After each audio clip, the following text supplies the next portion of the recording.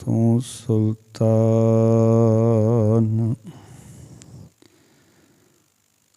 कहाँ हूँ मियाँ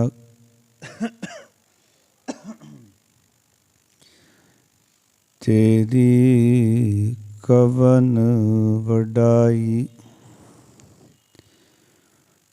जो तू देहें सो कहाँ स्वामी। मैं मूरख कहन न जाई, मैं मूरख कहन न जाई। जो भूला मैं त्यों बोला स्वामी, कुदरत कवन हमारी। साध संग नानक जस गायो, जो प्रभु की अत प्यारी।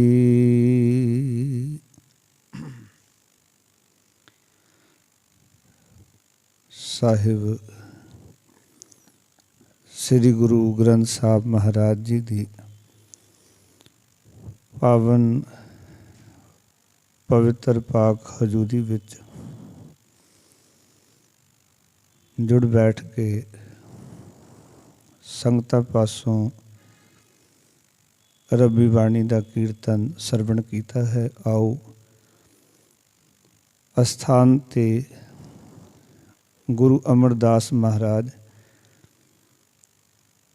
ਤੀਜੇ ਪਾਤਸ਼ਾਹ ਦੀ ਉਚਾਰਨ ਕੀਤੀ ਹੋਈ ਅੰਮ੍ਰਿਤ ਬਾਣੀ, ਜਿਸ ਦਾ ਸਿਰਲੇਖ ਹੈ ਆਨੰਦ, ਅਸੀਂ ਪਿਆਰ ਨਾਲ ਆਨੰਦ ਸਾਹਿਬ ਆਖਦੇ ਹਾਂ। ਹੁਣ ਤੱਕ 14 ਪੌੜੀਆਂ ਸਾਮ ਦੇ ਦੀਵਾਨਾਂ ਵਿੱਚ ਰਲ ਮਿਲ ਕੇ ਵਿਚਾਰੀਆਂ ਹਨ। ਅੱਜ 15 ਨੰਬਰ ਪੌੜੀ, ਜਿਸ ਦੀ ਵਿਚਾਰ ਕਰਾਂਗੇ। ਜੋ ਤੂੰ ਚੱਲਾ ਹੈ ਤਿਵ ਚੱਲਾ ਸੁਆਮੀ, ਹੋਰ ਕਿਆ ਜਾਣਾ ਗੁਣ ਤੇਰੇ। ਜਿਵ ਤੂੰ ਚੱਲਾ ਹੈ ਤਿਵੇਂ ਚੱਲਣਾ, ਜਿਨਾ ਮਾਰਗ ਭਾਵੇਂ। ਕਰ ਕਿਰਪਾ ਜਿਨ ਨਾਮ ਲਾਹੇ, ਸੇ ਹਰ ਹਰ ਸਦਾ ਤਿਹਾਵੇ।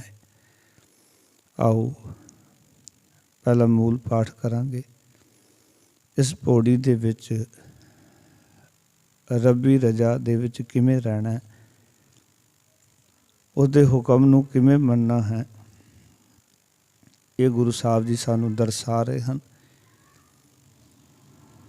ਕਿਉਂਕਿ ਜਿਹੜਾ ਅਕਾਲ ਪੁਰਖ ਦੇ ਹੁਕਮ 'ਚ ਰਹਿੰਦਾ ਹੈ, ਰੱਬ ਦੀ ਰਜਾ ਵਿੱਚ ਰਹਿੰਦਾ ਹੈ, ਉਹੀ ਆਨੰਦ ਵਿੱਚ ਰਹਿੰਦਾ ਹੈ। ਜਿਸ ਦੇ ਕੋਲ ਰੱਬੀ ਰਜਾ ਨਹੀਂ, ਪਰਮਾਤਮਾ ਦਾ ਹੁਕਮ ਮੰਨਣ ਦੀ ਸਮਰੱਥਾ ਨਹੀਂ, ਉਸਨੂੰ ਕਦੀ ਆਨੰਦ ਦੀ ਪ੍ਰਾਪਤੀ ਵੀ ਨਹੀਂ ਹੁੰਦੀ। ਕਿਉਂਕਿ ਆਨੰਦ ਹਮੇਸ਼ਾ ਹੁਕਮ ਮੰਨ ਕੇ ਪ੍ਰਾਪਤ ਹੋਣਾ ਹੈ, ਆਗਿਆ ਵਿੱਚ ਰਹਿ ਕੇ ਆਨੰਦ ਮਿਲਣਾ ਹੈ। ਜਦੋਂ ਪਰਮਾਤਮਾ ਦੀ ਰਜਾ ਤੋਂ ਆਪਾਂ ਉਲਟ ਚੱਲਾਂਗੇ ਤਾਂ ਕਦੀ ਵੀ ਜ਼ਿੰਦਗੀ ਵਿੱਚ ਸਾਡੇ ਆਨੰਦ ਸਾਨੂੰ ਹਾਸਲ ਨਹੀਂ ਹੋਏਗਾ। ਸੋ ਆਓ ਪਹਿਲਾਂ ਗੁਰਦੇਵ ਦੇ ਬਚਨਾਂ ਦਾ ਪਾਠ ਕਰਦੇ ਹਾਂ, ਉਪਰੰਤ ਪਰਮਾਤਮਾ ਦੀ ਰਜਾ ਕੀ ਹੈ, ਅਸੀਂ ਉਸ ਰਜਾ ਵਿੱਚ ਆਪਣੇ ਆਪ ਨੂੰ ਕਿਵੇਂ ਢਾਲਣਾ ਹੈ, ਇਹ ਸਿੱਖਣਾ ਹੈ। ਸਾਰਿਆਂ ਨੇ ਮਨੋਬਿਰਤੀਆਂ ਇਕਾਗਰ ਕਰਨੀਆਂ ਜੀ।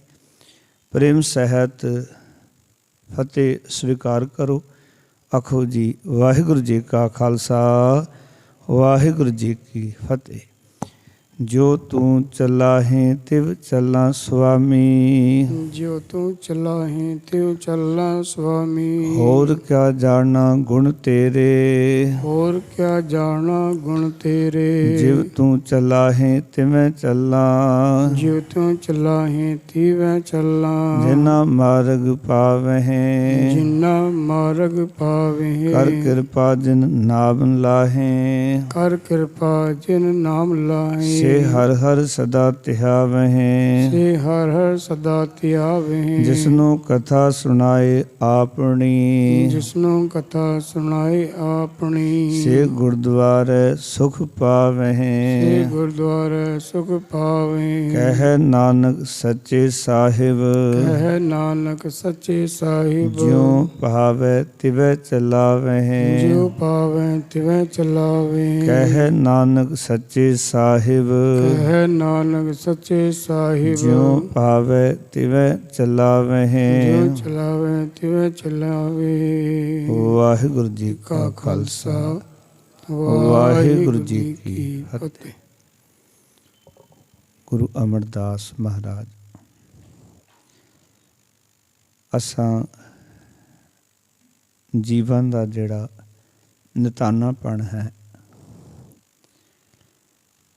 ਉਸ ਦਾ ਜ਼ਿਕਰ ਕਰ ਰਹੇ ਹਨ ਤੇ ਵਾਹਿਗੁਰੂ ਜੀ ਦੀ ਸਮਰੱਥਾ ਦਾ ਇਸ ਪੌੜੀ ਵਿੱਚ ਜ਼ਿਕਰ ਕੀਤਾ ਹੈ ਕਿ ਅਕਾਲ ਪੁਰਖ ਵਾਹਿਗੁਰੂ ਕਿੰਨਾ ਸਮਰੱਥ ਹੈ ਤੇ ਅਸੀਂ ਉਹਦੇ ਸਾਹਮਣੇ ਨਿਤਾਣੇ ਹਾਂ, ਨਿਮਾਣੇ ਹਾਂ।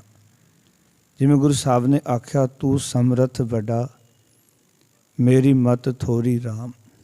ਪਾਲੈ ਅਕ੍ਰਿਤ ਘਣਾ ਪੂਰਨ ਦ੍ਰਿਸ਼ਟ ਤੇਰੀ ਰਾਮ। ਕਿਉਂਕਿ ਜੋ ਵੀ ਕੁਝ ਸਾਨੂੰ ਦਿਸ ਰਿਹਾ ਹੈ ਉਹ ਦਿਸਦਾ ਹੋਇਆ ਰੂਪ ਵੀ ਵਾਹਿਗੁਰੂ ਦਾ ਹੈ ਤੇ ਅਣਦਿਸਦਾ ਸੰਸਾਰ ਉਸਦਾ ਵੀ ਕਰਤਾ ਧਰਤਾ ਪ੍ਰਭੂ ਆਪ ਹੀ ਹੈ, ਮਾਲਕ ਆਪ ਹੀ ਹੈ, ਉਸਦਾ ਚਾਲਕ ਆਪ ਹੀ ਹੈ। ਉਹਦੀ ਸਰਵ ਵਿਆਪਕ ਪਰਮ ਸੱਤਾ ਸਭ ਕਾਇਨਾਤ ਸਾਰੀ ਕੁਦਰਤ ਨੂੰ ਇਉਂ ਧਾਰ ਰਹੀ ਹੈ ਜਿਵੇਂ ਮਾਲਾਂ ਦੇ ਮਣਕਿਆਂ ਨੂੰ ਧਾਗਾ ਸੰਭਾਲ ਕੇ ਰੱਖਦਾ ਹੈ। ਇਸ ਤਰ੍ਹਾਂ ਪਰਮਾਤਮਾ ਦੀ ਸੱਤਾ ਨੇ ਸਾਰੀ ਸ੍ਰਿਸ਼ਟੀ ਨੂੰ, ਕਾਇਨਾਤ ਨੂੰ ਸੰਭਾਲ ਕੇ ਰੱਖਿਆ ਹੋਇਆ, ਜਿਹਨੂੰ ਮਾਲਕ ਨੇ ਸਗਲ ਸਮਗਰੀ ਤੁਮਰੇ ਸੂਤਰ ਧਾਰੀ ਤੁਮ ਤੇ ਹੋਏ ਸੋ ਆਗਿਆਕਾਰੀ। ਇਹ ਜਿਤਨਾ ਵੀ ਪਸਾਰਾ ਹੈ ਉਸ ਅਕਾਲ ਪੁਰਖ ਦੇ ਉਸ ਹੁਕਮ ਰੂਪੀ ਸੂਤਰ ਦੇ ਵਿੱਚ, ਧਾਗੇ ਵਿੱਚ ਬੰਨਿਆ ਹੋਇਆ।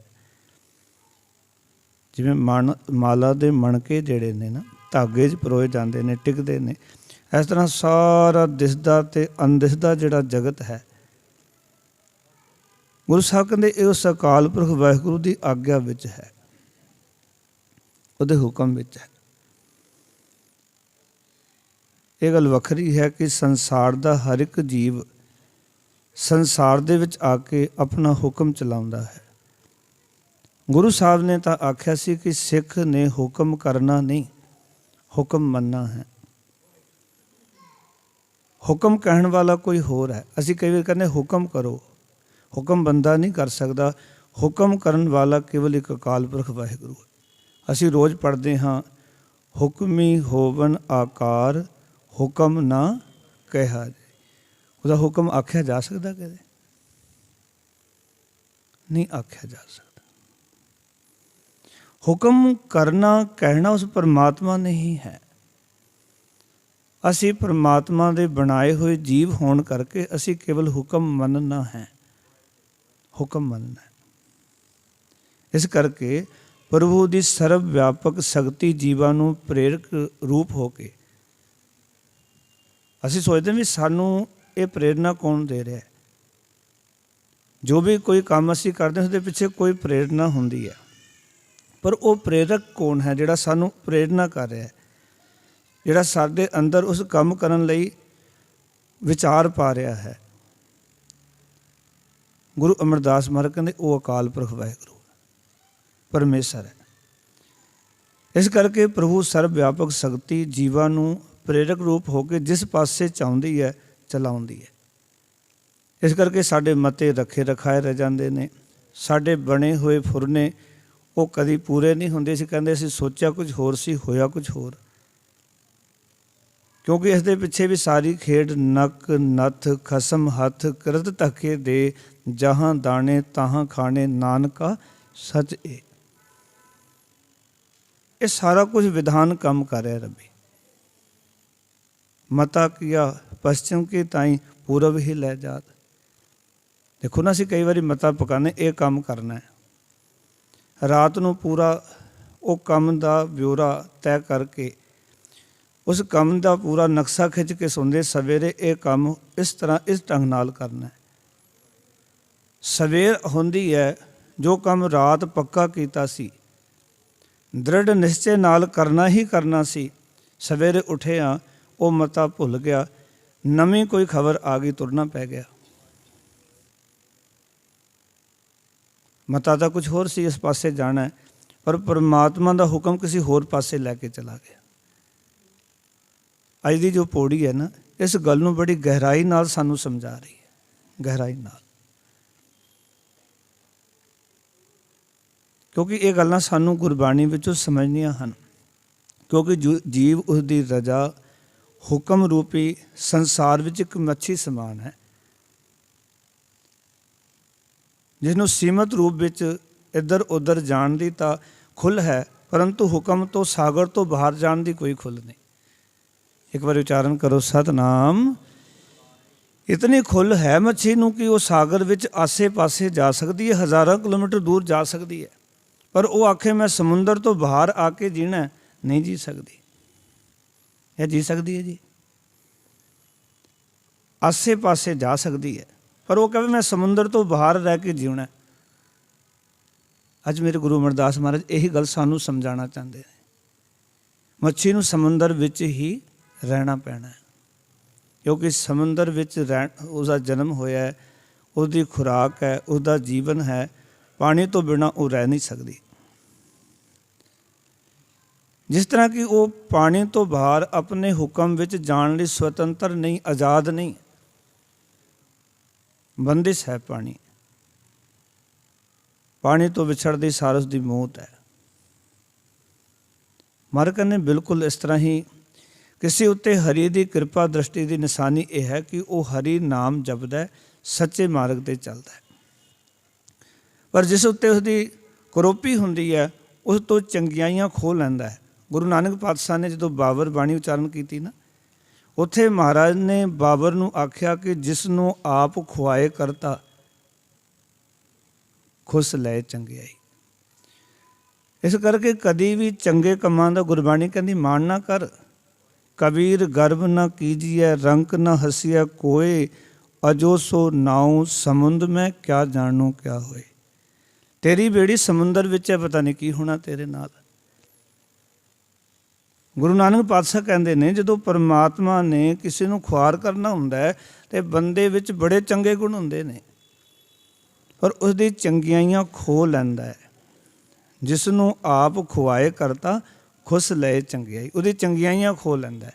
ਬਾਬਰ ਨੂੰ ਵੀ ਕਿਹਾ ਸੀ ਤੇਰੇ ਵਿੱਚ ਚੰਗਿਆਈਆਂ ਬੜੀਆਂ ਹੋਣਗੀਆਂ, ਪਰ ਤੈਨੂੰ ਰੱਬ ਨੇ ਖੁਆਰ ਕਰਨਾ ਸੀ। ਬਾਬਰਾ, ਤੇਰੀ ਸਾਰੀ ਚੰਗਿਆਈ ਮੇਰੇ ਮਾਲਕ ਨੇ ਖੋਹ ਲਈ, ਇਸ ਕਰਕੇ ਤੂੰ ਖੁਆਰ ਹੋ ਰਿਹਾ ਅੱਜ। ਇਹ ਸਮਝ ਲੈਣਾ, ਸਾਡੇ ਜੀਵਨ ਦੀ ਬਾਗ ਡੋਰ ਅਕਾਲ ਪੁਰਖ ਦੇ ਹੱਥ ਵਿੱਚ ਹੈ। ਇਸ ਕਰਕੇ ਹਮੇਸ਼ਾ ਸਿੱਖ ਹੀ ਕਹਿੰਦੀ ਹੈ ਪਰਮਾਤਮਾ ਦੇ ਡਰ ਵਿੱਚ ਜ਼ਿੰਦਗੀ ਜੀ। ਕਿਸੇ ਨਾਲ ਵਧੀਕੀ ਨਾ ਕਰ, ਕਿਸੇ ਨਾਲ ਮਾੜਾ ਨਾ ਕਰ, ਕਿਸੇ ਨੂੰ ਤੰਗ ਨਾ ਕਰ, ਪਤਾ ਨਹੀਂ ਕੱਲ ਤੇਰਾ ਕੀ ਹੋਏਗਾ। ਤਾਂ ਹੀ ਸਾਨੂੰ ਆਖਿਆ ਗਿਆ ਫਰੀਦਾ ਬੁਰੇ ਦਾ ਭਲਾ ਕਰ, ਗੁੱਸਾ ਮਨ ਨਾ ਹੰਡਾਏ, ਦੇਹੀ ਰੋਗ ਨਾ ਲੱਗੇ ਪੱਲੇ ਸਭ ਕੁਝ ਪਾਏ। ਤਾਂ ਹੀ ਸਾਨੂੰ ਆਖਿਆ ਗਿਆ ਫਰੀਦਾ ਜਿੰਨੀ ਕਮੀ ਨਾਹੇ ਗੁਣ, ਤੇ ਕਮੜੇ ਵਿਸਾਰ। ਤਾਂ ਹੀ ਬਾਬਾ ਫਰੀਦ ਜੀ ਆਖਦੇ ਨੇ ਫਰੀਦਾ ਜੇ ਤੂੰ ਅਕਲ ਲਤੀਫ, ਕਾਲੇ ਲਿਖਣਾ ਲੇਖ, ਆਪਨੜੇ ਗਰੀਬਾਨ ਮੈਂ ਸਿਰ ਨੀਮਾ ਕਰ ਦੇਖ। ਇਹ ਸਾਰੇ ਨੇ ਗੁਰਬਾਣੀ ਵਿੱਚ ਸਾਡੀ ਜ਼ਿੰਦਗੀ ਨੂੰ ਸਮਝਾਉਣ ਵਾਸਤੇ। ਜੀਵਨ ਨੂੰ ਰੱਬੀ ਰਜਾ 'ਚ ਅਸੀਂ ਕਿਵੇਂ ਰੱਖਣਾ।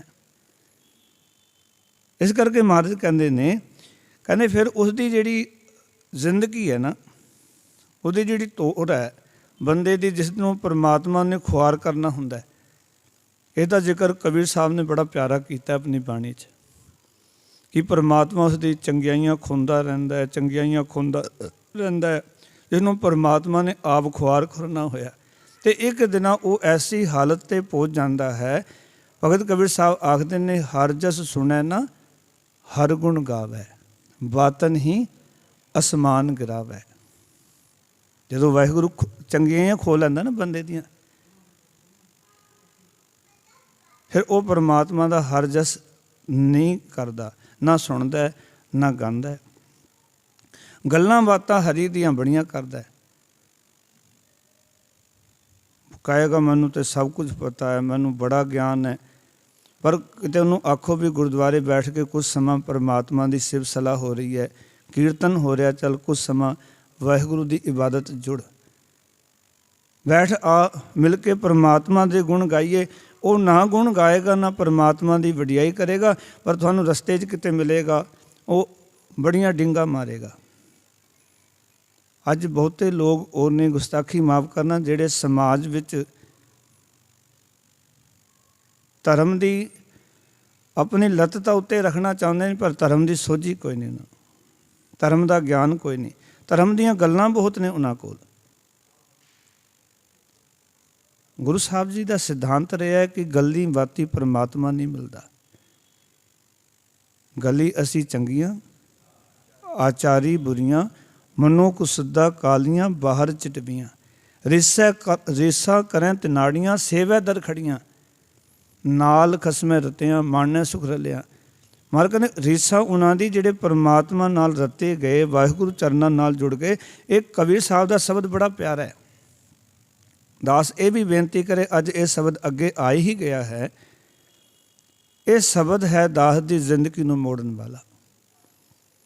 ਦਾਸ ਰਕਾਬਗੰਜ ਸਾਹਿਬ ਪੜ੍ਹਦਾ ਸੀ ਅਤੇ ਰੋਜ਼ ਜਦੋਂ ਗੁਰਦੁਆਰੇ ਮੱਥਾ ਟੇਕਣ ਜਾਣਾ ਗੁਰਮਤਿ ਵਿਦਿਆਲਿਆ ਤੋਂ, ਅਤੇ ਇਹ ਸ਼ਬਦ ਦਾਸ ਗੁਣਗੁਣਾਉਂਦਾ ਜਾਂਦਾ ਸੀ ਕਿ ਹਰ ਜਸ ਸੁਣੈ ਨਾ ਹਰ ਗੁਣ ਗਾਵੈ, ਬਾਤਨ ਹੀ ਅਸਮਾਨ ਗਿਰਾਵੈ, ਐਸੇ ਲੋਗਣ ਸਿਉ ਕਿਆ ਕਹੀਏ, ਜੋ ਪ੍ਰਭ ਕੀਏ ਭਗਤ ਤੇ ਬਾਹਾਜ, ਤਿਨ ਤੇ ਸਦਾ ਡਰਾਨੇ ਰਹੀਏ। ਮੈਂ ਕਈਆਂ ਨੂੰ ਅਰਥ ਪੁੱਛੇ, ਕਿਸੇ ਨੇ ਇਸ ਦੇ ਅਰਥ ਨਹੀਂ ਦੱਸੇ। ਕਈ ਗੁਰੂ ਕੇ ਕੀਰਤਨੀਆਂ ਨੂੰ ਵੀ ਪੁੱਛਿਆ, ਹੋਰ ਜਿਹੜੇ ਵੀ ਮਿਲਦੇ ਸਨ ਉਹਨਾਂ ਨੂੰ ਸਹਿਜ ਸੁਭਾਅ ਪੁੱਛਦਾ ਸੀ ਵੀ ਅਰਥ ਕੀ ਨੇ, ਮੈਨੂੰ ਸਮਝ ਨਹੀਂ ਆ ਰਿਹਾ। ਉਸ ਅਰਥ ਦੀ ਪ੍ਰਾਪਤੀ ਵਾਸਤੇ ਵੀ ਇਸ ਦੇ ਅਰਥ ਕੀ ਨੇ, ਕਿਉਂਕਿ ਦੇਖੋ ਕਿਤੇ ਨਾ ਕਿਤੇ ਜੀਵਨ ਦੇ ਵਿੱਚ ਕੋਈ ਨਾ ਕੋਈ ਟਰਨਿੰਗ ਪੁਆਇੰਟ ਹੁੰਦਾ ਹੈ। ਕਿਉਂਕਿ ਮੇਰੀ ਲਾਈਨ ਸੀ ਕੀਰਤਨ ਵਾਲੀ, ਮੈਂ ਤਬਲਾ ਵਜਾਉਂਦਾ ਸੀ ਬੰਗਲਾ ਸਾਹਿਬ ਅਤੇ ਰਕਾਬਗੰਜ ਸਾਹਿਬ।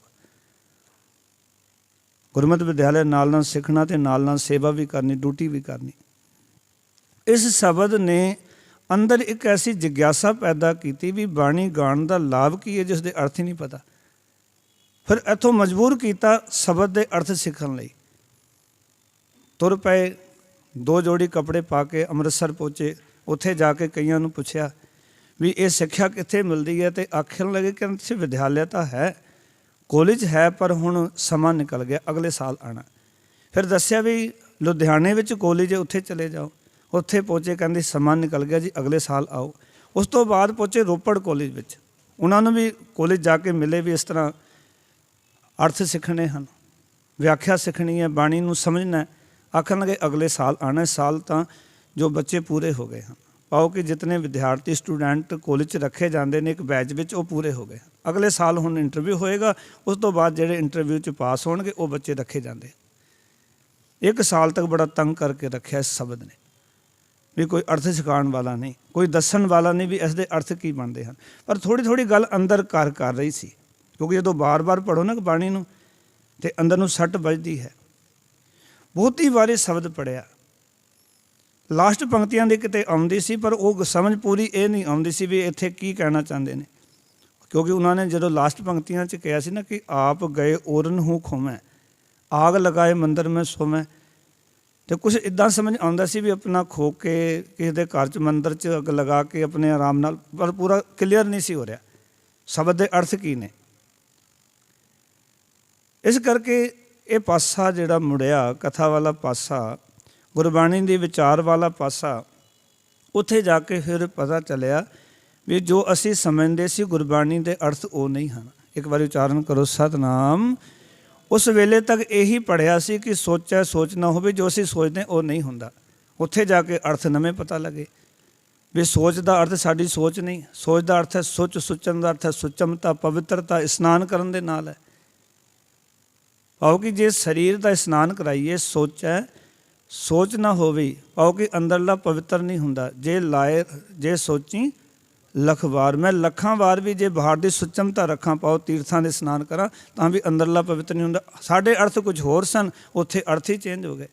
ਅਸੀਂ ਤਾਂ ਕੁਝ ਹੋਰ ਸਮਝੀ ਬੈਠੇ ਸੀ ਅਰਥ, ਉੱਥੇ ਅਰਥ ਕੁਝ ਹੋਰ ਹੀ ਨਿਕਲੇ।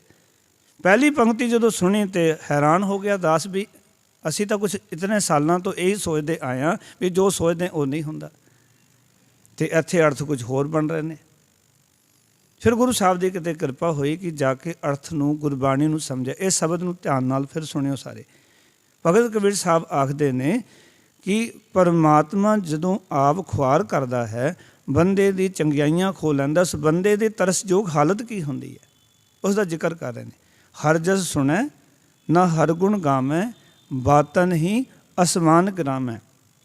ਐਸੇ ਲੋਗਨ ਸੋ ਕਿਆ ਕਹੀਐ, ਜੋ ਪ੍ਰਭ ਕੀਏ ਭਗਤ ਦੇ ਬਾਹਾਜ, ਤਿਨ ਤੇ ਸਦਾ ਡਰਾਨੇ ਰਹੀਐ। ਇਸ ਤਰ੍ਹਾਂ ਦੀ ਹੀ ਵਿਚਾਰ ਹੈ। ਜੋ ਨਾ ਭਜਨ ਤੇ ਨਾਰਾਇਣ, ਤਿਨ ਕਾ ਮੈਂ ਨਾ ਕਰੂੰ ਦਰਸ਼ਨਾ। ਉਹਨਾਂ ਦਾ ਦਰਸ਼ਨ ਚੰਗਾ ਨਹੀਂ ਜਿਹੜੇ ਪਰਮਾਤਮਾ ਦਾ ਭਜਨ ਨਹੀਂ ਕਰਦੇ। ਕਹਿੰਦੇ ਨੇ ਉਹਨਾਂ ਦੀ ਹਾਲਤ, ਕਹਿੰਦੇ ਜੋ ਪ੍ਰਭ ਕੀਏ ਭਗਤ ਤੇ ਬਾਹਾਜ, ਤਿਨ ਤੇ ਸਦਾ ਡਰਾਨੇ ਰਹੀਐ ਰਹਾਓ। ਇਹ ਸ਼ਬਦ ਦਾ ਕੇਂਦਰੀ ਭਾਵ ਹੈ। ਫਿਰ ਕਹਿੰਦੇ ਨੇ ਆਪ ਨਾ ਦੇ ਚੁਰੂ ਪਰ ਪਾਣੀ, ਤੇ ਨਿੰਦੈ ਜੇ ਗੰਗਾ ਆਣੀ। ਆਪ ਤਾਂ ਇੱਕ ਚੁੱਲ੍ਹੂ ਪਾਣੀ ਵੀ ਕਿਸੇ ਨੂੰ ਦੇਣ ਨੂੰ ਤਿਆਰ ਨਹੀਂ, ਭਾਵ ਕਿ ਪਰਉਪਕਾਰ ਕਰਨ ਨੂੰ ਤਿਆਰ ਨਹੀਂ। ਨਿੰਦਾ ਉਹਨਾਂ ਦੀ ਜਿਨ੍ਹਾਂ ਨੇ ਕਹਿੰਦੇ ਗੰਗਾ ਲਿਆਂਦੀ। ਦੇਖੋ ਭਾਵ ਦੇਖਣਾ ਕਿਤਨੇ ਪਿਆਰੇ ਕਬੀਰ ਸਾਹਿਬ ਨੇ। ਆਪ ਨਾ ਦੇ ਚੁਰੂ ਪਰ ਪਾਣੀ, ਤੇ ਨਿੰਦੈ ਜੇ ਗੰਗਾ ਆਣੀ। ਬੈਠਤ ਊਠਤ ਕੁਟਿਲਤਾ ਚਾਲੈ, ਆਪ ਗਏ ਔਰਨ ਹੂੰ ਘਾਲੈ। ਉਹਨਾਂ ਦੇ ਵਿੱਚ ਹਰ ਵੇਲੇ ਮਾੜੀ ਵਿਚਾਰ ਹੀ ਚੱਲਦੀ ਰਹਿੰਦੀ, ਉੜਦਿਆਂ ਪੈਂਦਿਆਂ। ਛਾੜ ਕੁਚਰਜਾ ਆਨ ਨਾ ਜਾਣੈ, ਭਾਵ ਕਿ ਕੁਚਰਜਾ ਭੈੜੀ ਚਰਚਾ ਤੋਂ ਬਿਨਾਂ ਹੋਰ ਕੁਝ ਉਹ ਜਾਣਦੇ ਹੀ ਨਹੀਂ ਹਨ। ਛਾੜ ਕੁਚਰਜਾ ਆਨ ਨਾ ਜਾਣੈ, ਬ੍ਰਹਮਾ ਹੂੰ ਕੋ ਕਿਹਾ ਨਾ ਮਾਨੈ, ਭਾਵ ਕਿ ਪਰਮਾਤਮਾ ਦਾ ਆਖਿਆ ਵੀ ਨਹੀਂ ਮੰਨਦੇ। ਪਰਮਾਤਮਾ ਦਾ ਆਖਿਆ ਕੀ ਹੈ? ਪਰਮਾਤਮਾ ਦਾ ਹੁਕਮ। ਰੱਬ ਦਾ ਆਖਿਆ ਕੀ ਜੀ? ਰੱਬੀ ਹੁਕਮ ਨਹੀਂ ਮੰਨਦੇ। ਆਪ ਗਏ ਔਰਨ ਹੁਕਮ ਹੈ। ਆਪ ਤਾਂ ਨਿੰਦਾ ਚੁਗਲੀ ਵਿੱਚ, ਮੇਰ ਤੇਰ ਵਿੱਚ ਆਪਣੀ ਜ਼ਿੰਦਗੀ ਨੂੰ ਖੁਆਰ ਕਰ ਲਿਆ, ਅਤੇ ਇਸ ਨਿੰਦਾ ਚੁਗਲੀ ਵਿੱਚ ਹੋਰ ਨੂੰ ਵੀ ਲਾ ਕੇ ਉਹਨਾਂ ਦੀ ਜ਼ਿੰਦਗੀ ਰੂਪੀ ਸਵਾਸਾਂ ਦੀ ਪੂੰਜੀ ਨੂੰ ਵੀ ਖੋ ਰਹੇ ਹਨ। ਇਹੀ ਹੋ ਰਿਹਾ ਨਾ ਸਾਡੇ ਨਾਲ। ਅਸੀਂ ਉਹਨਾਂ ਲੋਕਾਂ ਕੋਲ ਬਹਿੰਦੇ ਜਿਹੜੇ ਕਿ ਮਾੜੀਆਂ ਗੱਲਾਂ ਕਰਦੇ ਨੇ, ਪੂਰਾ ਦਿਨ ਸਾਡਾ ਨਿੰਦਾ ਚੁਗਲੀ, ਮੇਰ ਤੇਰ, ਫਲਾਣੇ ਦੇ ਘਰ ਇਹ ਚੱਲ ਰਿਹਾ, ਜੋ ਕਿ ਸਾਨੂੰ ਲੋੜ ਨਹੀਂ ਹੈ। ਔਰ ਮੈਂ ਇਹ ਵੀ ਤੁਹਾਨੂੰ ਬੇਨਤੀ ਕਰਾਂ ਪਿਆਰੇ ਗੁਰਸਿੱਖੋ, ਕਿ ਸਾਨੂੰ ਬਹੁਤਾ ਸਮਾਂ ਨਿਊਜ਼ ਦੇ ਨਾਲ ਜੁੜਨ ਦੀ ਲੋੜ ਨਹੀਂ, ਨਾਟਕਾਂ ਦੇ ਨਾਲ ਜੋੜਨ ਦੀ ਲੋੜ ਨਹੀਂ, ਕਿਉਂਕਿ ਇਹ ਚੀਜ਼ਾਂ ਵੀ ਸਾਡੇ ਜੀਵਨ ਦੀ ਸਵਾਸਾਂ ਦੀ ਪੂੰਜੀ ਦਾ ਘਾਣ ਕਰਨ ਵਾਲੀਆਂ ਹਨ। ਕਿਉਂਕਿ ਜੋ ਅਸੀਂ ਦੇਖਦੇ ਹਾਂ ਸਾਡੇ ਮਨ 'ਚ ਕੁਝ ਹੋਰ ਚੱਲਦਾ, ਪਿੱਛੇ ਕੁਝ ਹੋਰ ਚੱਲ ਰਿਹਾ ਹੁੰਦਾ। ਸਾਨੂੰ ਦਿਖਾਇਆ ਕੁਝ ਹੋਰ ਜਾਂਦਾ, ਉੱਥੇ ਅਸੀਂ ਦੁਖੀ ਹੁੰਦੇ ਹਾਂ, ਰੋਂਦੇ ਹਾਂ ਵੀ ਇਹ ਕੀ ਹੋਇਆ, ਪਰ ਉਹ ਸੱਚ ਨਹੀਂ ਹੁੰਦਾ। ਉਹਦੇ ਪਿੱਛੇ ਜਿਹੜੇ ਸ਼ਰਾਰਤੀ ਅਨਸਰ ਹੁੰਦੇ ਹਨ, ਸਭ ਉਹਨਾਂ ਦੀ ਕਾਰਸਤਾਨੀ ਹੁੰਦੀ ਹੈ। ਇਸ ਕਰਕੇ ਇਹਨਾਂ ਚੀਜ਼ਾਂ ਵਿੱਚ ਆਪਣੇ ਜੀਵਨ ਦੇ ਮਿਲੇ ਹੋਏ ਸਵਾਸਾਂ ਨੂੰ ਵਿਅਰਥ ਨਾ ਗਵਾਈਏ।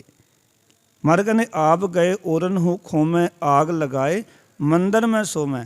ਦੂਜੇ ਦੇ ਘਰ ਵਿੱਚ ਅੱਗ ਲਾ ਕੇ, ਜਿਸ ਤਰ੍ਹਾਂ ਕਿ ਮੰਨ ਲਓ ਜਦੋਂ ਉਸ ਦੌਰਾਨ ਸਤਿਗੁਰੂ ਜੀ ਦੀ ਕਿਰਪਾ ਨਾਲ ਦਾਸ ਪੰਜਾਬ ਦੇ ਵਿੱਚ ਵਿਚਰ ਸੀ, ਅਤੇ ਬਹੁਤੇ ਲੋਕ ਉਹ ਸਨ ਜਿਹੜੇ ਆਪ ਨਸ਼ੈੜੀ ਸਨ ਅਤੇ ਛੋਟੇ ਛੋਟੇ ਬੱਚਿਆਂ ਨੂੰ ਨਸ਼ਾ ਵਿੱਚ ਲਾ ਰਹੇ ਸਨ ਫਰੀ ਦੇ ਵਿੱਚ। ਆਓ ਤੁਹਾਨੂੰ ਦਾਰੂ ਪਿਲਾਈਏ, ਆਓ ਸਾਨੂੰ ਅਫੀਮ ਖਾਣੀ ਸਿਖਾਈਏ, ਗਲਤ ਕੰਮ ਸਿਖਾਈਏ। ਉਹਨਾਂ ਵਿੱਚ ਬੱਚਿਆਂ ਨੂੰ ਕੁਛ ਨਹੀਂ ਪਤਾ ਹੁੰਦਾ। ਉਹ ਕੀ ਕਰਦੇ ਸਨ, ਕੁਛ ਦਿਨ ਆਪਣੇ ਕੋਲੋਂ ਪਿਲਾਣੀ, ਫਿਰ ਉਹਨਾਂ ਨੂੰ ਕਹਿਣਾ ਹੁਣ ਤੁਸੀਂ ਲੈ ਕੇ ਆਓ। ਆਗ ਲਗਾਏ, ਦੂਜੇ ਦੇ ਘਰ ਅੱਗ ਲਾ ਦਿੱਤੀ, ਹੁਣ ਭਾਂਬੜ ਮਚ ਕੇ ਦੂਜੇ ਦੇ ਘਰ, ਕਿਉਂਕਿ ਉਸਨੇ ਹੁਣ ਇੱਕ ਨਸ਼ੇ ਦੀ ਪਿਰਤ ਬਣ ਕੇ ਉਸ ਦਿਨ ਦਾ। ਉਹਨੇ ਫਿਰ ਨਸ਼ਾ ਜਿੱਥੋਂ ਮਰਜ਼ੀ ਮਿਲੇ, ਚੋਰੀ ਕਰਕੇ ਆਵੇ, ਮਾਤਾ ਦੇ ਰੱਖੇ ਹੋਏ ਪੈਸੇ ਲੈ ਕੇ ਆਵੇ, ਪਿਤਾ ਜੀ ਜਿਹੜੀ ਜੇਬ ਖਿੱਸਾ ਉਸ ਦੇ ਵਿੱਚੋਂ ਲੈ ਕੇ ਆਵੇ, ਆਂਢੀ ਗੁਆਂਢੀ ਦੀ ਚੋਰੀ ਕਰੇ, ਘਰ ਦੇ ਵਿੱਚ ਚੋਰੀ ਕਰੇ। ਉਹ ਫਿਰ ਚੋਰੀ ਕਰਕੇ ਉਸ ਨਸ਼ੇ ਦੀ ਆਦਤ ਨੂੰ ਪੂਰੀ ਕਰਦਾ ਸੀ। ਇਹ ਹਾਲਾਤ ਨੇ ਉਹਨਾਂ ਲੋਕਾਂ ਦੇ। ਇਸ ਕਰਕੇ ਸਾਹਿਬ ਜੀ ਕਹਿੰਦੇ ਨੇ ਆਪ ਗਏ ਔਰਨ ਹੂੰ ਖੋਮੈ, ਆਗ ਲਗਾਏ ਮੰਦਰ ਮੈਂ ਸੋਵੈ। ਦੂਜਾ ਨਸ਼ਾ ਲਗਾ ਕੇ ਆਪ ਇੱਕ ਪਾਸੇ ਹੋ ਗਏ। ਫਿਰ ਉਹ ਆਪ ਨਸ਼ਾ ਲੈ ਕੇ ਆਉਂਦੇ ਨੇ ਉਸਦੇ ਵਾਸਤੇ, ਭਾਈ ਸਾਹਿਬ ਤੁਹਾਡੇ ਵਾਸਤੇ ਵੀ ਲਿਆਂਦਾ, ਹੁਣ ਟੈਨਸ਼ਨ ਖਤਮ, ਕਿਉਂਕਿ ਹੁਣ ਨਸ਼ਾ ਵੀ ਘਰ ਚੱਲ ਕੇ ਆ ਜਾਂਦਾ, ਮਾੜੇ ਲੋਕ ਵੀ ਘਰ ਚੱਲ ਕੇ ਆ ਜਾਂਦੇ ਨੇ।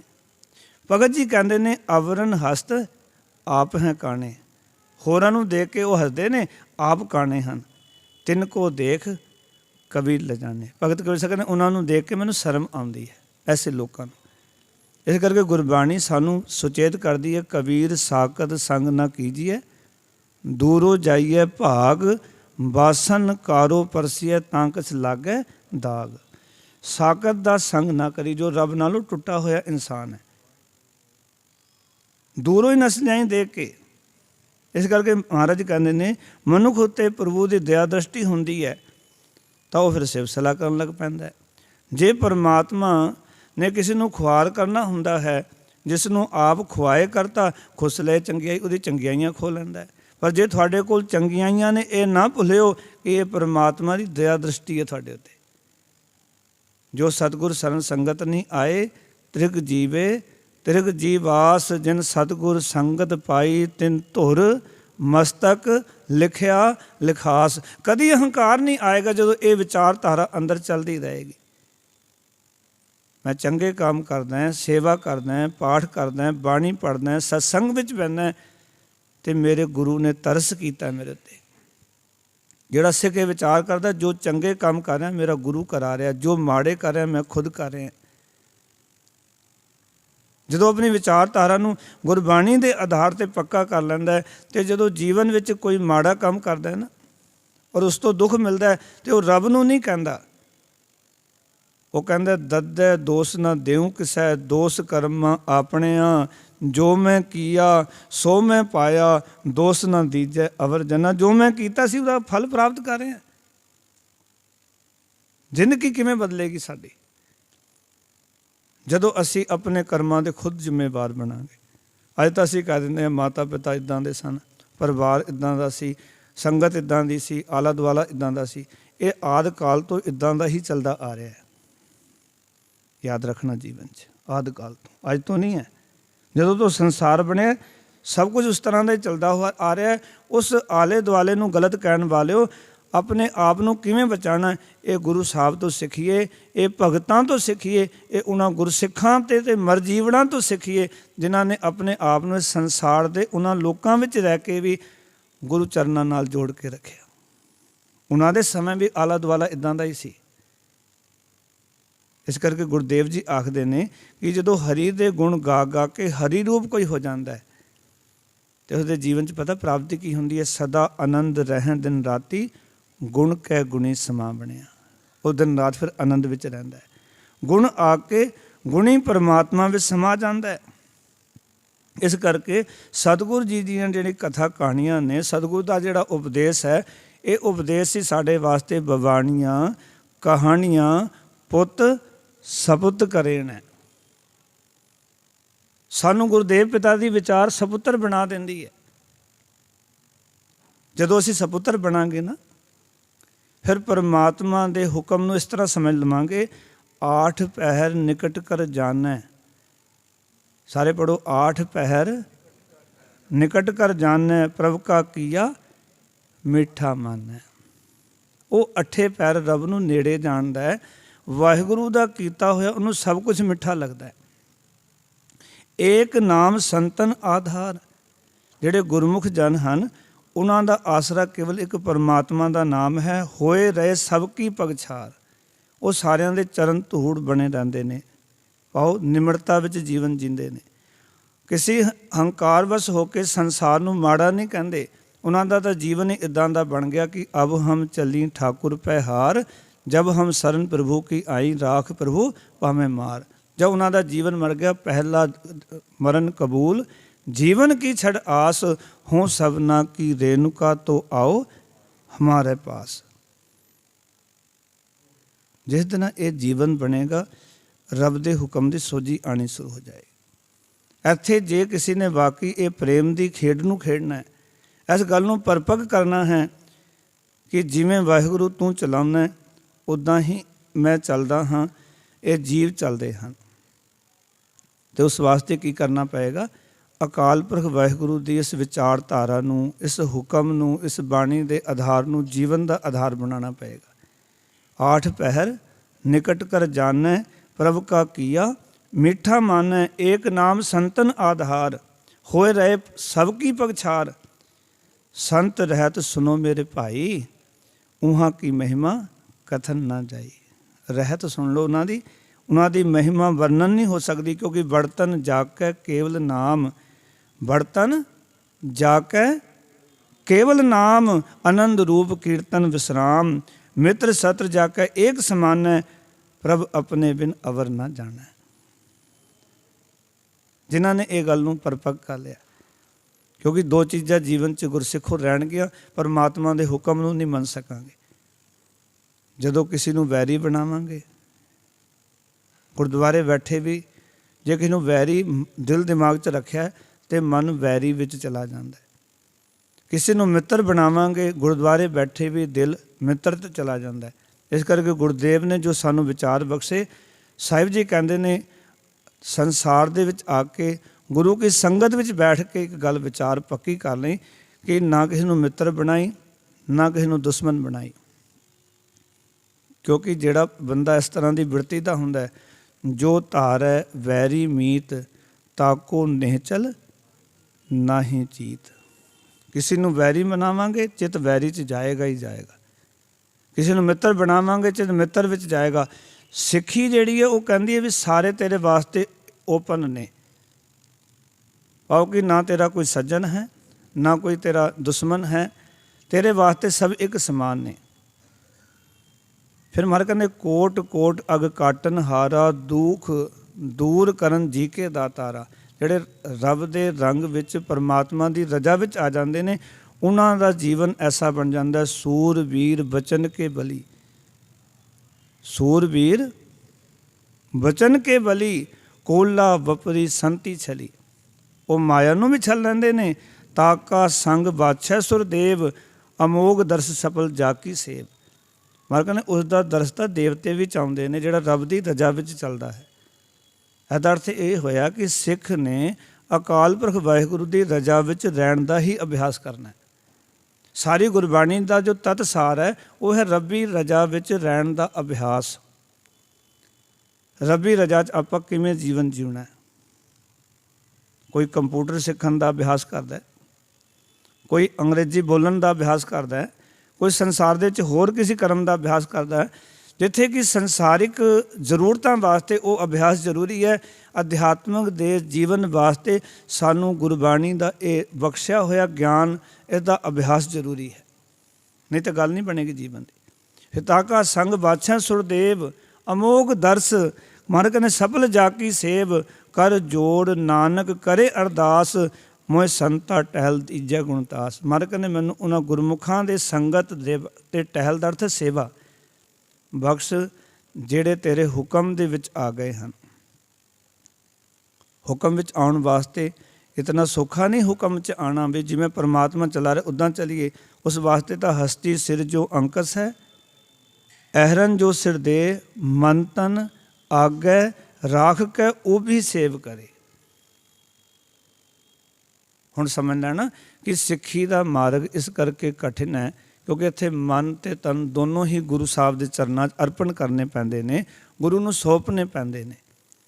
ਔਰ ਇਕੱਲੇ ਇਹ ਨਹੀਂ ਵੀ ਗੁਰੂ ਦੇ ਅੱਗੇ ਮੈਂ ਤਨ ਵੀ ਆ ਕੇ ਮੱਥਾ ਟੇਕ ਦਿੱਤਾ ਔਰ ਮਨ ਵੀ ਮੈਂ ਜੋੜ ਲਿਆ, ਨਹੀਂ। ਨਾਲ ਮਨ ਜੋੜਨ ਵਾਲੇ ਨੂੰ ਇਹ ਹੁਕਮ ਹੈ ਕਿ ਉਹ ਵੀ ਸੇਵ ਕਰੇ, ਸਾਵਧਾਨ ਹੋ ਕੇ ਪਰਮਾਤਮਾ ਦੀ ਸਿਫਤ ਕਰੇ। ਸੇਵ ਦਾ ਅਰਥ ਸੇਵਾ ਨਹੀਂ ਹੈ, ਯਾਦ ਰੱਖਿਓ। ਸੇਵ ਦਾ ਅਰਥ ਹੈ ਗੁਰੂ ਦੇ ਦੱਸੇ ਹੋਏ ਕਰਮ ਨੂੰ ਜੀਵਨ ਦੇ ਵਿੱਚ ਯਾਦ ਰੱਖਣਾ, ਸਾਵਧਾਨ ਹੋ ਕੇ। ਉਹ ਵੀ ਉਸ ਨੂੰ ਮਹਾਰਾਜ ਨੇ ਆਖਿਆ ਪ੍ਰਭੂ ਕੀ ਉਸਤਤ ਕਰੋ ਸੰਤ ਮੀਤ, ਸਾਵਧਾਨ ਏਕਾਗਰ ਚੀਤ।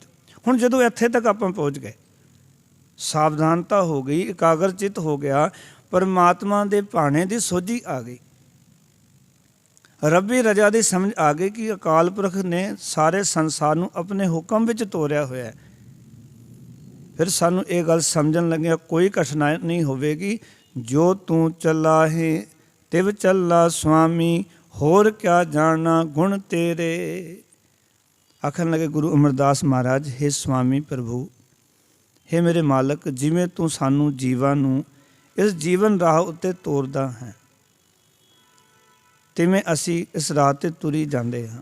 ਕਿਉਂਕਿ ਪਿਛਲਾ ਸ਼ਬਦ ਆਇਆ ਸੀ, ਭਗਤਾਂ ਕੀ ਚਾਲ ਨਿਰਾਲੀ, ਚਾਲਾਂ ਨਿਰਾਲੀ ਭਗਤ। ਇਹ ਲੜੀ ਹੈ ਸਾਰੀ, ਵੈਸੇ ਦੇਖੀ ਜਾਏ ਇੱਕ ਸ਼ਬਦ ਦੂਜੇ ਸ਼ਬਦ ਦੇ ਨਾਲ ਨਾਲ ਵਿਆਖਿਆ ਕਰਦਾ ਆ ਰਿਹਾ। ਇੱਕ ਪੌੜੀ ਦੂਜੀ ਪੌੜੀ ਦੀ ਵਿਆਖਿਆ ਕਰਦੀ ਆ ਰਹੀ ਹੈ ਵੀ ਕਿਤੇ ਤੂੰ ਭਗਤੀ ਦੇ ਮਾਰਗ ਤੇ ਤੁਰਿਆ ਹੰਕਾਰ ਨਾ ਕਰ ਲਈ। ਇਸ ਕਰਕੇ ਭਗਤੀ ਦੇ ਮਾਰਗ ਤੇ ਤੁਰਿਆ ਇਹ ਨਾ ਕਹੀਂ ਵੀ ਇਹ ਭਗਤੀ ਮੈਂ ਕਰਦਾ, ਮੈਂ ਇਤਨੇ ਪਾਠ ਕਰਦਾ, ਮੈਂ ਗੁਰਦੁਆਰੇ ਆਉਂਦਾ, ਮੈਂ ਸੇਵਾ ਕਰਦਾ, ਮੈਂ ਦਾਨ ਪੁੰਨ ਕਰਦਾ।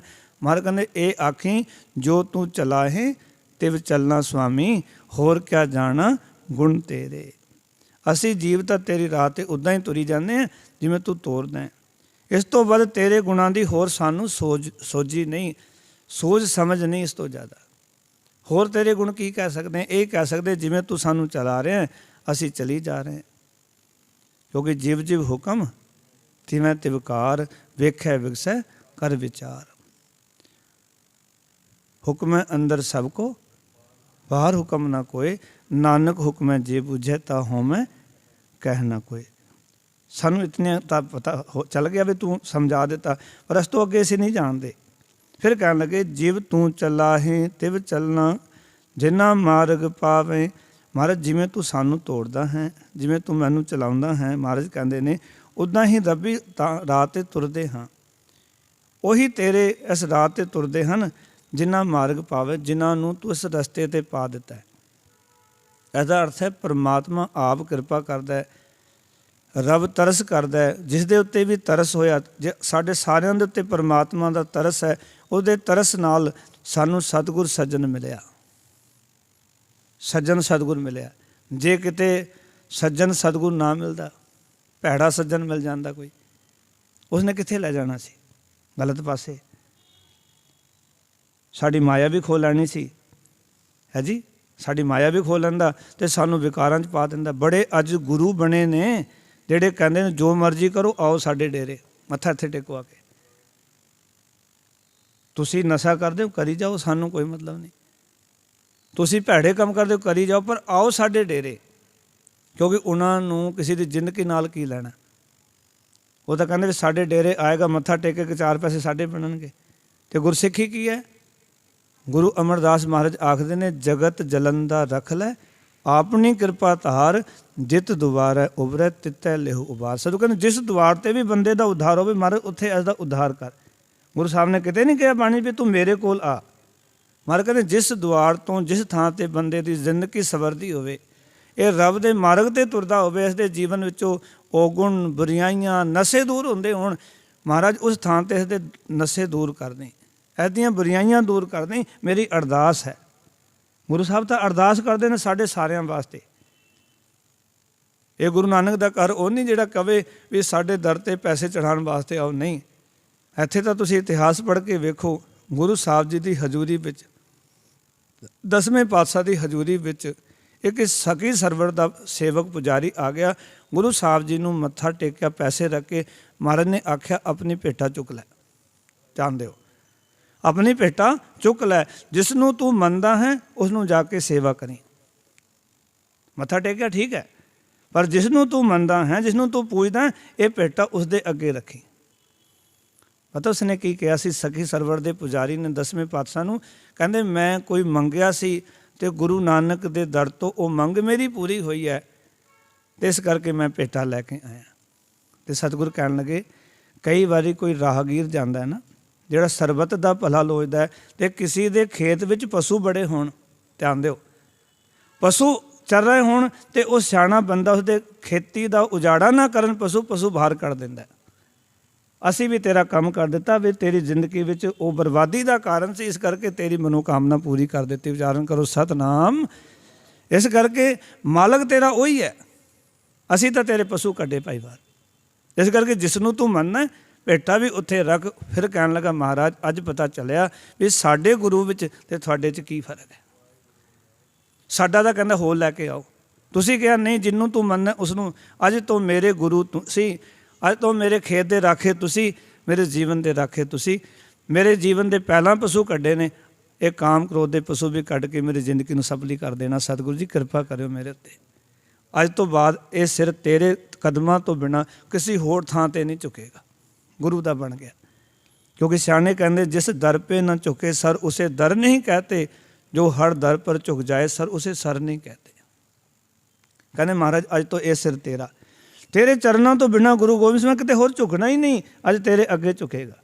ਅੱਜ ਗੱਲ ਸਮਝ ਆ ਗਈ ਸਾਰੀ। ਇਸ ਕਰਕੇ ਗੁਰੂ ਮਹਾਰਾਜ ਕਹਿੰਦੇ ਨੇ, ਜਿਵ ਤੂੰ ਚਲਾਹੇ ਤਿਵ ਚੱਲਣਾ ਜਿਨ੍ਹਾਂ ਮਾਰਗ ਪਾਵੇਂ। ਮਹਾਰਾਜ ਤੂੰ ਆਪ ਹੀ ਜਿਨ੍ਹਾਂ ਨੂੰ ਆਪ ਤੁਰ ਕੇ ਇਸ ਮਾਰਗ 'ਤੇ ਤੋਰਦਾ ਹੈ, ਉਹੀ ਤੇਰੇ ਇਸ ਰਾਹ 'ਤੇ ਤੁਰਦੇ ਹਨ। ਕਿਉਂਕਿ ਪਰਮਾਤਮਾ ਕਿਰਪਾ ਕਰਦਾ ਹੈ। ਨਦਰ ਕਰਨ ਜੇ ਆਪ ਨਹੀਂ ਤਾਂ ਨਦਰੀ ਸਤਿਗੁਰ ਪਾਇਆ। ਇਹ ਜਿਉ ਬਹੁਤੇ ਜਨਮ ਭਰਮਿਆ ਤਾਂ ਸਤਿਗੁਰ ਸ਼ਬਦ ਸੁਣਾਇਆ। ਦੇਖੋ ਕਿਰਪਾ ਹੋ ਗਈ। ਅਸੀਂ ਭਟਕੇ ਹੋਏ ਸਾਂ, ਗੁਰੂ ਦੇ ਨਾਲ ਜੋੜ ਦਿੱਤਾ। ਗੁਰੂ ਨੇ ਕੀ ਕੀਤਾ? ਭੁੱਲੇ ਮਾਰਗ ਜਿਨੇ ਬਤਾਇਆ, ਐਸਾ ਗੁਰ ਵਡ ਭਾਗੀ ਪਾਇਆ। ਸਿਮਰ ਮਨਾ, ਗੁਰੂ ਨੇ ਕਿ ਮੈਨੂੰ ਨਾ ਸਿਮਰ, ਸਿਮਰ ਮਨਾ ਰਾਮ ਨਾਮ ਚਿਤਾਰੇ। ਸਦੋਂ ਕਹਿੰਦੇ ਮੇਰਾ ਸਿਮਰਨ ਨਹੀਂ, ਵਾਹਿਗੁਰੂ ਦਾ ਕਰ। ਸਿਮਰ ਮਨਾ ਰਾਮ ਨਾਮ ਚਿਤਾਰੇ, ਬਸਰੈ ਹਿਰਦੈ ਗੁਰ ਚਰਨ ਪਿਆਰੇ। ਫਿਰ ਮਾਰ ਕਹਿੰਦੇ, ਕਰ ਕਿਰਪਾ ਜਿਨ ਨਾਮ ਲਾਹੇ, ਸੇ ਹਰ ਹਰ ਸਦਾ ਧਿਆਵੇਂ। ਜਿਨ੍ਹਾਂ ਨੂੰ ਤੂੰ ਆਪਣੀ ਮਿਹਰ ਦੁਆਰਾ ਆਪਣੇ ਨਾਮ ਸਿਮਰਨ ਵਿੱਚ ਲਾਉਂਦਾ ਹੈ, ਉਹੀ ਹਰੀ ਨੂੰ ਸਦਾ ਸਿਮਰਦੇ ਰਹਿੰਦੇ ਹਨ। ਹਰੀ ਨੂੰ ਹਮੇਸ਼ਾ ਸਿਮਰਦੇ ਨੇ। ਸੇ ਹਰ ਹਰ ਸਦਾ ਧਿਆਵੇਂ, ਉਹੀ ਹਮੇਸ਼ਾ ਹਰੀ ਨੂੰ ਧਿਆਉਂਦੇ ਹਨ। ਜਿਨ੍ਹਾਂ 'ਤੇ ਕਿਰਪਾ ਕਰਕੇ ਤੂੰ ਨਾਮ ਸਿਮਰਨ ਨਾਲ ਆਪਣੀ ਬੰਦਗੀ ਵਿੱਚ ਜੋੜ ਦਿੰਦਾ। ਫਿਰ ਮਹਾਰਾਜ ਕਹਿਣ ਲੱਗੇ, ਜਿਸ ਨੂੰ ਕਥਾ ਸੁਣਾਏ ਆਪਣੀ, ਸੇ ਗੁਰਦੁਆਰੇ ਸੁਖ ਪਾਵੇਂ। ਹੇ ਪ੍ਰਭੂ, ਜਿਨ੍ਹਾਂ ਨੂੰ ਤੂੰ ਮਿਹਰ ਕਰਕੇ ਆਪਣੀ ਸਿਫਤ ਸਲਾਹ ਦੀਆਂ ਕਥਾ ਕਹਾਣੀਆਂ ਸੁਣਾਉਂਦਾ,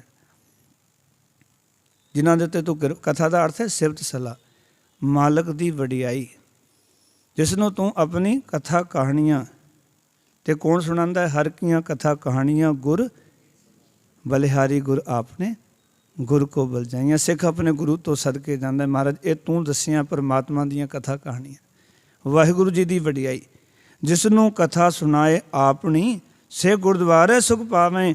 ਕਹਿੰਦੇ ਉਹੀ ਬੰਦੇ ਗੁਰੂ ਦੇ ਦੁਆਰਿਓਂ ਆਤਮਿਕ ਆਨੰਦ ਪ੍ਰਾਪਤ ਕਰਦੇ ਹਨ। ਸੁਖ ਦਾ ਅਰਥ ਹੈ ਆਤਮਿਕ ਆਨੰਦ। ਗੁਰਦੁਆਰਾ ਆਤਮਿਕ ਆਨੰਦ ਪ੍ਰਾਪਤ ਕਰਨ ਵਾਸਤੇ ਹੈ, ਆਤਮਿਕ ਗਿਆਨ ਲੈਣ ਲਈ ਹੈ, ਬ੍ਰਹਮ ਦੀ ਸੋਝੀ ਲੈਣ ਵਾਸਤੇ ਹੈ। ਅਤੇ ਅਸੀਂ ਦੁਨਿਆਵੀ ਪਦਾਰਥ ਮੰਗ ਕੇ ਹੀ ਮੁੜ ਜਾਂਦੇ, ਮਿਲ ਜਾਂਦੇ ਨੇ, ਮੁੜ ਕੇ ਫਿਰ ਗੁਰੂ ਕੋਲ ਨਹੀਂ ਆਉਂਦੇ। ਠੀਕ ਹੈ, ਦੁਨਿਆਵੀ ਚੀਜ਼ਾਂ ਵੀ ਮੰਗੋ ਗੁਰ ਸਿੱਖੋ, ਪਰ ਕਦੀ ਕਦਾਕ ਤਾਂ ਗੁਰੂ ਨੂੰ ਆਖਿਆ ਕਰੋ, ਸੱਚੇ ਸਾਹਿਬ ਕਿਰਪਾ ਕਰ, ਜਿੱਥੇ ਤੂੰ ਸਭ ਕੁਝ ਦਿੱਤਾ ਹੈ, ਤੇਰਾ ਨਾਮ ਮੇਰੇ ਜੀਵਨ ਵਿੱਚ ਨਹੀਂ, ਮੈਨੂੰ ਨਾਮ ਦੇ। ਕਿਉਂਕਿ ਨਾਨਕ ਨਾਮ ਮਿਲੈ ਤਾਂ ਜੀਵਾਂ, ਤਨ ਮਨ ਥੀਵੈ ਹਰਿਆ। ਜੇ ਨਾਮ ਮਿਲ ਜਾਏ ਤਾਂ ਆਤਮਿਕ ਜੀਵਨ ਜਿਉਂਦਾ ਹਾਂ, ਤਾਂ ਮੇਰਾ ਮਨ ਹਰਾ ਭਰਾ ਹੁੰਦਾ ਹੈ। ਇਸ ਕਰਕੇ ਜਿੱਥੇ ਸਭ ਕੁਝ ਦਿੱਤਾ ਹੈ ਨਾ, ਨਾਲ ਨਾਲ ਆਪਣਾ ਨਾਮ ਵੀ ਦੇ। ਇਹ ਸਾਡੀ ਮੰਗ ਹੋਣੀ ਚਾਹੀਦੀ। ਫਿਰ ਮਹਾਰਾਜ ਕਹਿਣ ਲੱਗੇ, ਕਹਿ ਨਾਨਕ ਸੱਚੇ ਸਾਹਿਬ ਜੋ ਭਾਵੈ ਤਿਵੇਂ ਚਲਾਵੇ। ਇਹ ਸੱਚੇ ਸਾਹਿਬ, ਜਿਵੇਂ ਤੈਨੂੰ ਪਾਉਂਦਾ ਹੈ ਤੂੰ ਉਸ ਤਰ੍ਹਾਂ ਹੀ ਜੀਵਾਂ ਨੂੰ ਤੋੜਦਾ ਹੈ, ਚਲਾਉਂਦਾ ਹੈ। ਸਾਡੀ ਆਪਣੀ ਕੋਈ ਮਰਜ਼ੀ ਨਹੀਂ। ਆਪ ਜਪਾਏ ਜਪੈ ਸੋ ਨਾਉ, ਆਪ ਗਵਾਏ ਸੋ ਹਰ ਗੁਣ ਗਾਵੇ। ਇਹ ਹਮੇਸ਼ਾ ਯਾਦ ਰੱਖਣਾ, ਜਦੋਂ ਤੁਸੀਂ ਚੰਗੇ ਕੰਮ ਕਰਦੇ ਹੋ, ਚੰਗੇ ਰਸਤੇ 'ਤੇ ਤੁਰਦੇ ਹੋ, ਉਸ ਲਈ ਹਮੇਸ਼ਾ ਇੱਕ ਗੱਲ ਦਾ ਖਿਆਲ ਰੱਖਣਾ ਕਿ ਧੰਨਵਾਦੀ ਰੱਬ ਦੇ ਅਤੇ ਗੁਰੂ ਦੇ ਹੋਣਾ, ਵੀ ਤੁਸੀਂ ਕਿਰਪਾ ਕੀਤੀ। ਅਸੀਂ ਕੀ ਕਰਦੇ? ਚੰਗੇ ਕੰਮ ਦਾ ਕ੍ਰੈਡਿਟ ਅਸੀਂ ਲੈਂਦੇ ਹਾਂ, ਮਾੜੇ ਕੰਮ ਦਾ ਦੂਜੇ ਦੀ ਝੋਲੀ 'ਚ ਪਾ ਜਾਂਦੇ। ਦੇਖੋ ਨਾ, ਪਾਠ ਕਰਦਾ ਹੋਵਾਂ ਮੈਂ, ਕੋਈ ਫੋਨ ਕਰੇ ਜੀ ਮੈਂ ਪਾਠ ਕਰਦਾ ਸੀ, ਮਾੜਾ ਕੰਮ ਕਿਸੇ ਦੀ ਚੋਰੀ ਕਰਦਾ, ਮੈਂ ਦੱਸਾਂਗਾ ਕਿ ਮੈਂ ਚੋਰੀ ਕਰ ਰਿਹਾ ਸੀ। ਫਿਰ ਠੱਗੀ ਮਾਰਿਆ, ਮੈਂ ਦੱਸਾਂਗਾ ਵੀ ਠੱਗੀ ਮਾਰਿਆ ਸੀ? ਨਹੀਂ, ਕਦੀ ਨਹੀਂ ਦੱਸਾਂਗਾ। ਪਰ ਪਾਠ ਕਰਦਾ ਹੋਵਾਂ, ਗੁਰਦੁਆਰੇ ਬੈਠਾ ਹੋਵਾਂ, ਸਿਮਰਨ ਕਰ ਰਿਹਾ ਹੋਵਾਂ, ਮੈਂ ਡੰਕੇ ਦੀ ਚੋਟ ਨਾਲ ਕਹਿੰਦਾ ਜੀ ਮੈਂ ਪਾਠ ਕਰ, ਤਾਂ ਤੁਹਾਡਾ ਫੋਨ ਨਹੀਂ ਚੱਕਿਆ। ਕਦੀ ਬੰਦੇ ਨੇ ਇਹ ਆਖਿਆ ਵੀ ਮੈਂ ਹੁਣ ਠੱਗੀ ਮਾਰ ਰਿਹਾ ਸੀ, ਮੇਰੇ ਕੋਲ ਬੰਦੇ ਆਏ ਸੀ, ਉਹਨਾਂ ਨੂੰ ਠੱਗ ਰਿਹਾ ਸੀ ਮੈਂ, ਅਤੇ ਇਸ ਕਰਕੇ ਤੁਹਾਡਾ ਫੋਨ, ਕਦੀ ਕਿਸੇ ਨੇ ਦੱਸਿਆ? ਕਦੀ ਨਹੀਂ ਕਹੀ ਹੋਈ ਇਹ ਗੱਲ। ਪਰ ਆਪਾਂ ਚੰਗੇ ਕੰਮ ਕਰਨੇ ਜ਼ਰੂਰ ਕਰਨੇ ਆ। ਗੁਰੂ ਸਾਹਿਬ ਕਹਿੰਦੇ ਚੰਗੇ ਕੰਮ ਕਰ, ਪਰ ਉਹਨਾਂ ਨੂੰ ਜਤਾ ਨਾ। ਇੱਕ ਵਿਚਾਰ ਮਨ 'ਚ ਰੱਖ ਵੀ ਸੱਚੇ ਪਾਤਸ਼ਾਹ, ਇਹ ਤਾਂ ਮਿੱਟੀ ਦੇ ਅਸੀਂ ਪੁਤਲੇ ਹਾਂ, ਜਿਵੇਂ ਤੂੰ ਚਲਾ ਰਿਹਾ ਹੈ ਉਸ ਤਰ੍ਹਾਂ ਅਸੀਂ ਚੱਲ ਰਹੇ ਹਾਂ, ਕਿਉਂਕਿ ਅਸੀਂ ਤਾਂ ਸਾਰੇ ਮਿੱਟੀ ਦੇ ਪੁਤਲੇ ਹਾਂ। ਪਰ ਸਾਡੇ ਨਾਲ ਹੋ ਕੀ ਰਿਹਾ ਹੈ? ਮਾਟੀ ਕੋ ਪੁਤਰਾ ਕੈਸੇ ਨਚਤ ਹੈ, ਦੇਖੈ ਦੇਖੈ ਸੁਣੈ ਬੋਲੇ ਦੋਰਿਓ ਫਿਰਤ ਹੈ, ਜਬ ਕੁਛ ਪਾਵਤ ਤਬ ਗਰਭ ਕਰਤ ਹੈ, ਮਾਇਆ ਗਈ ਤਬ ਰੋਵਣ ਲਗਾ। ਕੁਛ ਮਿਲ ਜਾਂਦਾ ਹੈ, ਹੰਕਾਰ ਕਰਦਾ, ਚਲਾ ਜਾਂਦਾ, ਰੋਣਾ ਸ਼ੁਰੂ ਕਰ ਦਿੰਦਾ। ਜੋ ਕੁਛ ਪ੍ਰਾਪਤ ਕੀਤਾ ਆਪਣੇ ਕੀਤੇ ਨੂੰ ਕਹਿੰਦਾ, ਕੀਤੇ ਕੋ ਮੇਰਾ ਸਮਾਨ ਹੈ, ਮੈਂ ਪ੍ਰਾਪਤ ਕੀਤਾ। ਆਪਣੇ ਕੀਤੇ ਨੂੰ ਸੁਮੇਰ ਪਰਵਤ ਜਿੱਡਾ ਵੱਡਾ ਸਮਝਦਾ ਹੈ। ਗੁਰੂ ਸਾਹਿਬ ਅੱਜ ਦੀ ਪੌੜੀ ਵਿੱਚ ਇਹੀ ਸੰਵਾਦ ਕਰ ਰਹੇ ਨੇ ਸਾਡੇ ਨਾਲ, ਸਾਡੇ ਮਨ ਦੇ ਨਾਲ ਇਹੀ ਵਿਚਾਰਾ ਕਰ ਰਹੇ ਨੇ। ਕੀਤੇ ਕੋ ਮੇਰੇ ਸਮਾਨੈ ਕਰਨਹਾਰ ਤਨ ਜਾਣੈ। ਕਰਨਹਾਰ ਨੂੰ ਤਿੱਲੇ ਸਮਾਨ ਸਮਝਦਾ ਹੈ, ਪਰ ਮਾਰ ਕਹਿੰਦਾ ਤੂੰ ਦਾਤਾ ਮੰਗਣ ਕੋ ਸਗਲੀ ਦਾਨ ਦੇ, ਪਰ ਪਨ ਤੂੰ ਦਾਤਾ ਹੈ, ਸਾਰਾ ਸੰਸਾਰ ਮੰਗਤਾ ਹੈ। ਮਹਾਰਾਜ ਕਿਰਪਾ ਕਰ, ਸਾਡਾ ਜੀਵਨ ਤੇਰੇ ਚਰਨਾਂ ਨਾਲ ਜੁੜ ਕੇ ਸਫਲਾ ਹੋਣਾ। ਸੋ ਇਤਨੀਆਂ ਬੇਨਤੀਆਂ ਪ੍ਰਵਾਨ। ਆਓ ਪਿਆਰ ਨਾਲ ਇਸ ਪੌੜੀ ਦਾ ਪਾਠ ਕਰਕੇ ਗੁਰੂ ਦੀ ਅਸੀਸ ਤੇ ਬਖਸ਼ਿਸ਼ ਦੇ ਪਾਤਰ ਬਣੀਏ, ਆਪਣੇ ਮਨੁੱਖਾ ਜੀਵਨ ਨੂੰ ਸਫਲਾ ਕਰੀਏ ਔਰ ਰੱਬੀ ਰਜਾ ਦਾ ਜੋ ਵਿਧਾਨ ਗੁਰੂ ਸਾਹਿਬ ਨੇ ਦੱਸਿਆ ਹੈ ਉਹਦੇ ਵਿੱਚ ਪਰਪੱਕ ਹੋਈਏ, ਤਾਂ ਕਿ ਸਾਡਾ ਸਾਰਿਆਂ ਦਾ ਮਨੁੱਖਾ ਜੀਵਨ ਸਫਲਾ ਹੋਵੇ। ਆਓ ਪਿਆਰ ਨਾਲ ਪਾਠ ਕਰੋ। ਜੋ ਤੂੰ ਚਲਾਹੇ ਤਿਵ ਚੱਲਾਂ ਸੁਆਮੀ, ਹੋਰ ਕਿਆ ਜਾਣਾ ਗੁਣ ਤੇਰੇ। ਜਿਵ ਤੂੰ ਚਲਾਹੇ ਤਿਵੇਂ ਚੱਲਾਂ, ਤਿਵੈ ਚੱਲਾਂ ਜਿਨਾ ਮਾਰਗ ਪਾਵਹਿ। ਜਿਨਾ ਮਾਰਗ ਪਾਵਹਿ, ਕਰ ਕਿਰਪਾ ਜਿਨ ਨਾਮ ਲਾਹੇ। ਕਰ ਕਿਰਪਾ ਜਿਨ ਨਾਮ ਲਾਹੇ। ਸੇ ਹਰ ਹਰ ਸਦਾ ਧਿਆਵਹਿ, ਸੇ ਹਰ ਹਰ ਸਦਾ ਧਿਆਵਹਿ। ਜਿਸਨੂੰ ਕਥਾ ਸੁਣਾਹੇ ਆਪਣੀ, ਜਿਸਨੂੰ ਕਥਾ ਸੁਣਾਏ ਆਪਣੀ। ਸੇ ਗੁਰਦੁਆਰੇ ਸੁਖ ਪਾਵਹਿ। ਸੇ ਗੁਰਦੁਆਰੇ ਸੁਖ ਪਾਵਹਿ। ਕਹਿ ਨਾਨਕ ਸੱਚੇ ਸਾਹਿਬ, ਕਹਿ ਨਾਨਕ ਸੱਚੇ ਸਾਹਿਬ। ਜਿਉ ਭਾਵੈ ਤਿਵੈ ਚਲਾਵਹਿ। ਜਿਉ ਭਾਵੈ ਤਿਵੈ ਚਲਾਵਹਿ। ਕਹਿ ਨਾਨਕ ਸੱਚੇ ਸਾਹਿਬ, ਕਹਿ ਨਾਨਕ ਸੱਚੇ ਸਾਹਿਬ। ਜਿਉ ਭਾਵੈ ਤਿਵੈ ਚਲਾਵਹਿ। ਜਿਉ ਭਾਵੈ ਤਿਵੈ ਚਲਾਵਹਿ। ਸੋ ਇਤਨੀਆਂ ਬੇਨਤੀਆਂ ਪ੍ਰਵਾਨ। ਫਤਿਹ ਦੀ ਸਾਂਝ ਕਰੋ ਜੀ। ਵਾਹਿਗੁਰੂ ਜੀ ਕਾ ਖਾਲਸਾ, ਵਾਹਿਗੁਰੂ ਜੀ ਕੀ ਫਤਿਹ।